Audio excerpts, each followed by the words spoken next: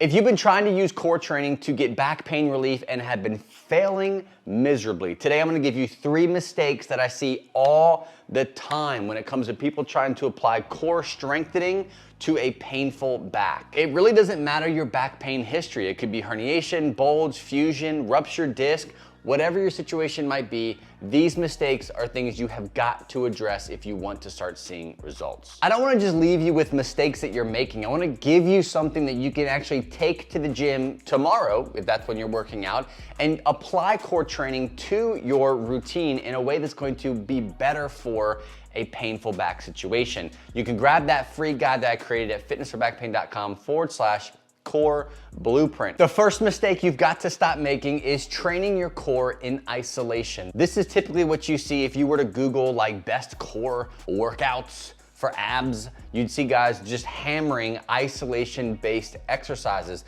And when it comes to a painful low back, isolation core exercises are not gonna do you any good. The better option when it comes to core training is to train the entire body at the same time. Now, I'm not talking about things like burpees and deadlifts and squats. No, you can actually apply core strengthening, core endurance, core stability type of exercises that don't involve you crunching, sitting up, or doing any kind of isolated twisting in the abdominals. A great example of a non-isolation exercise would be a 2-arm farmer's carry. You can do lots of different weights, so if you are compression intolerant, obviously proceed with caution. Make sure that the weight you're using and the modifications you're making fit your specific needs. But this is a great way to train stability, endurance, and strength in the core without sacrificing the low back. The second big mistake I see people making all the time is focusing solely on strength when it comes to picking core exercises in the gym.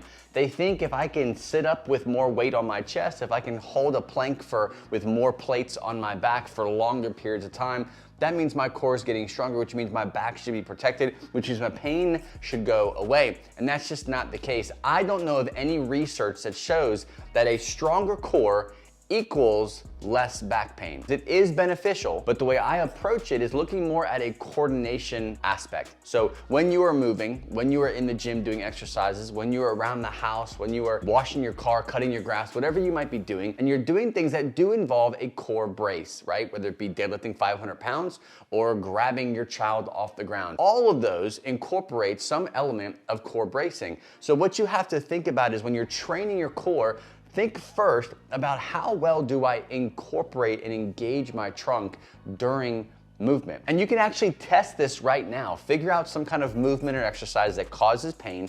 Go to do it, but completely relax your stomach. Don't try to brace anything. How do you feel? Does it increase pain? Does it make it better? Does it make it worse? Then go do that exact same activity, but tune your brace, how hard you're squeezing your stomach or bracing your abs or your trunk, and see how you bracing creates either relief or an increase in pain during that activity. So when looking at the core, endurance is important, stability is important, but when it comes to what really makes the needle move is I like to focus more on core coordination. Now, the cool thing about this is the byproduct of a lot of the core exercises that you can do that focus on core coordination lead to a stronger core. So you're building abs, you're building a stronger core, you're building endurance, you're building stability, but you're doing it in a way with a different focus. You're not forcing more weight on your body thinking that that's gonna give me the results I want. Instead, you're dialing things back and you're saying, how well do I use my core during these painful activities? Now let's build some strength. Now let's build some endurance and some stability through some various exercises. The third biggest mistake I see people making in the gym is the way they are prioritizing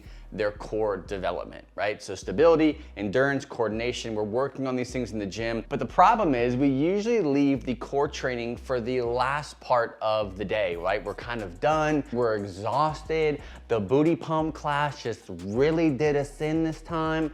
And we lay on the ground, we grab out our phones, we start posting all of our Instagram pictures of us sweating in the gym. And then guess what? You think, or your original plan was to actually do some core exercises, but you end up just sitting there, maybe doing some planks, maybe doing some baby crunches, and then you call it a day. Whatever you save for last will get the least amount of attention, especially when it comes to time in the gym. It's human nature. If you put a lot of effort into your strength training program, you're tired, you're exhausted, your brain is ready to move on to the next thing. It wants to start recovering, especially anything after an hour of exercise. So the best thing for you to do, if you want to prioritize stability, coordination, endurance in the core, train your core first. Make it the most important thing that you do in the gym that day. Now, I'm not saying you spend an hour doing core training. No, take 1, 2 core exercises that you really love, add some sets and reps to those 2 exercises, do them before you actually start strength training. What you're gonna find is A, your workouts are gonna be less pain-provoking. B, you're gonna feel more stable. You're gonna feel better in the gym, moving weight, grabbing weight, twisting and putting weight back. You're gonna feel like you're more protected. And that's because there's a lot of blood flow and stability and tension that you pre-created before the workout even began. And C, you'll be able to confidently move on from whether or not core training is something that you should actually be spending a lot of time emphasizing when it comes to what you should be doing for your back pain relief. If you're following the right type of program, if you're in the gym consistently, you are also adding in core training first, you're making sure you're doing it the right way, you're building endurance, you're building stability, you understand this coordination concept, then guess what? If your back still hurts, core training is not what you need. You've got to continue to pursue a coach, a resource that's gonna give you more detailed, specific advice for you. Be sure to go grab that free core training blueprint. You can get it at fitnessforbackpain.com/core blueprint. It is the only guide you need, the blueprint, the map, the step-by-step approach to core training for back pain or post-surgery individuals just like you. fitnessforbackpain.com/core blueprint.